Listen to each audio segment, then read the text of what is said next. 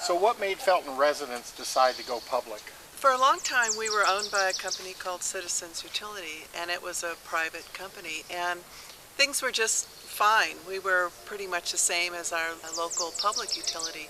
But when Cal-Am came in and took over, our rates started to skyrocket. We had this company called Cal-Am take us over and jack our rates up really, really fast, and suddenly realized we were a pawn in a much larger game, which was the privatization of water for profit. And Cal-Am made it real easy for us to decide, because they were such a lousy steward of our watershed and had no interest in good service, and all they cared about apparently was to raise the rates. We were tired of increasing and increasing rates. We were tired of having so little control over something so important to us. Tell us about your experience with the Public Utilities Commission. We went repeatedly to the Public Utility Commission. We all came to call it the Private Utility Commission. We actually, at one point, it was a bunch of middle-aged people, we were going to sit in, lock arms. Fortunately, we didn't ever do that, but that's how badly we felt misused by the PUC. So if you own your own water, you have recourse. Instead of profit and competition, you have control. If you don't like what the people are doing, you can vote them out. It would be 200 lawyers in a room with their panel up front, and people from Felton got up and repeatedly stated why our rates should not go up. And every time we did that, our rates went up. The PUC does not represent the citizens, it represents the corporations. And there was a lovely little letter I noticed in your paper in 2005 about some gentleman coming out about positive Cal-Am, and at the very bottom it said that he used to be I think a lawyer for the PUC. Now he's with private water. That's the thing about these PUC, that they go back and forth. They go into the public thing, get their pension, then they go to the private company that's the same thing, and they fight against you.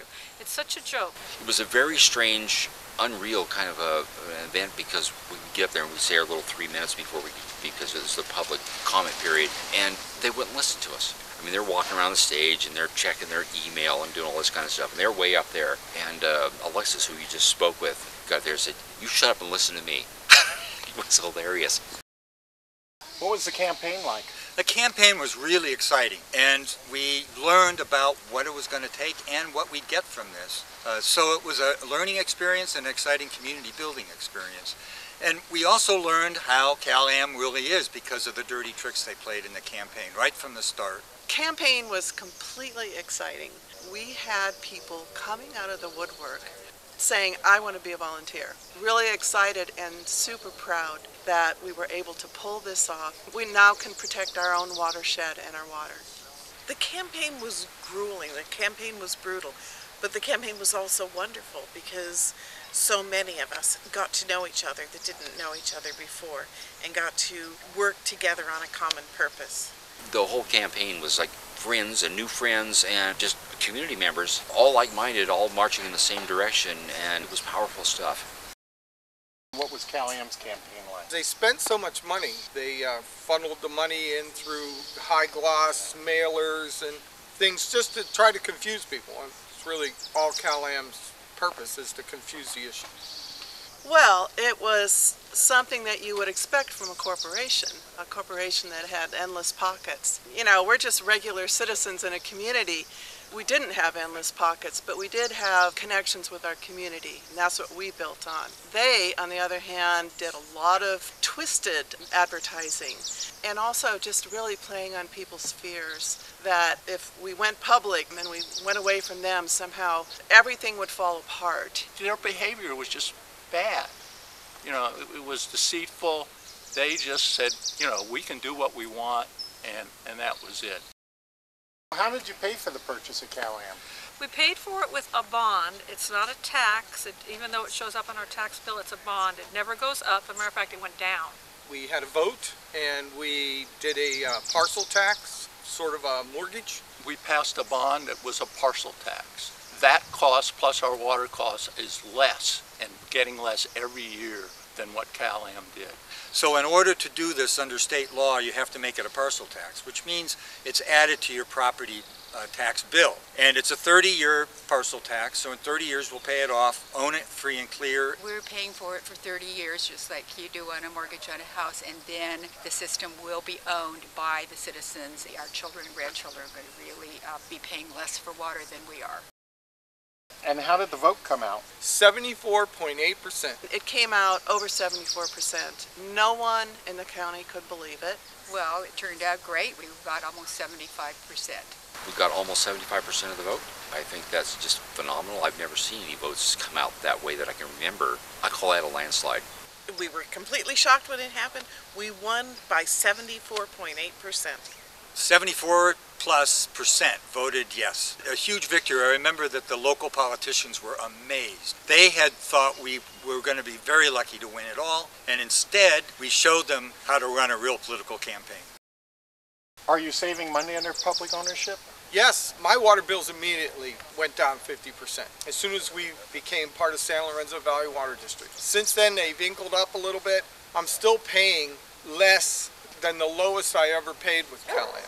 Even paying the bond measure, we're paying less than the proposed amount of money that CalAm, we believe they would be charging us today. Oh, absolutely. We're saving money. CalAm was regularly asking for 20 to 25% annual increase when they owned the system. PUC would usually give them about 60 to 80% of that. So they were getting 10 to 15% every year that they owned our system. Our rates were skyrocketing. They were absolutely just gouging us. So if we assume that CalAm would have continued to get maybe 8%, which is very conservative, if you're not using very much water, you're probably saving somewhere around $70 a year. But if you have a garden and you're using a fair amount of water, you may be saving as much as $500 or more a year, even with the bond. Absolutely, we're saving money under public ownership. As of today, we've had rate increases in the SLV Water District. Even with those rate increases over 6 or 7 years, even with paying to buy our water system, plus paying our rates right now, we're paying several $100s a year less than we'd be paying under CalAm. You know, I think we are. The water rates are a lot lower. Our water rates were less than half, but when you add that to our mortgage, it's probably pretty close. But CalAm's prices keep going up and up and up, and actually our mortgage went down, so it's going this way. Had we stayed with CalAm, we'd be paying a lot more money for just the water. Knowing what you know today, would you vote for public ownership? Oh yes, the greatest part of this whole thing is that when we want to know anything about our water, the water district is open all the time. They are a public entity. All of their information is public knowledge. They can't hide anything from us. How much they spend on treatment, how much they spend on infrastructure. And anytime we have a complaint or we want to thank them, their doors are open. We can attend a meeting. We can walk in. We're even allowed to attend their subcommittee meetings. It's one of the best decisions we could have ever have made. Oh, oh, absolutely. Of course, and there's a financial magazine called Barron's, and they were highlighting how water is this great commodity. It is, all over the world now. Probably 20 years ago, people thought, oh, it's just water, it's everywhere. But we don't think that anymore. And so we have to protect our own natural resources, and we can't let Wall Street do it for us.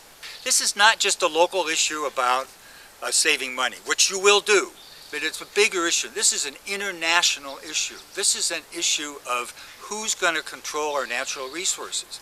Water is a precious resource. It's becoming scarce. These giant corporations love this monopoly, capitalism. There's no competition, and they want to control the water because they know it's going to be increasingly profitable. Now, why would we want people to make profit off our precious water? This is a critically important issue, and just ignore CalAm's lies and those stupid ads. Finding out what CalAm was and what the tactics they used were really convinced me it should be public ownership.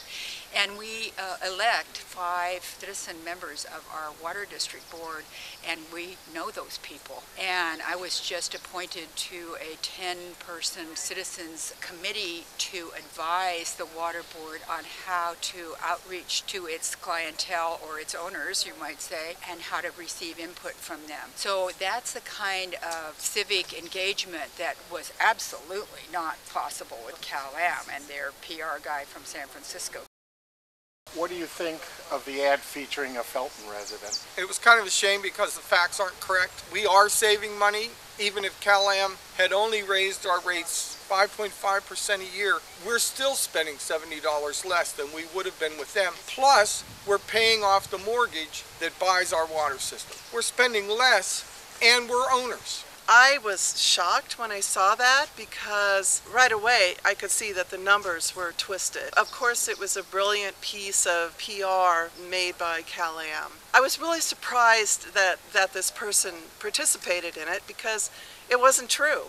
We're in the best shape we've ever been in. I have a grandson who's 17, and I can say to him, this is what we did when we were young so that when you get to be probably in your 40s, you are going to be the proud owner of a water system.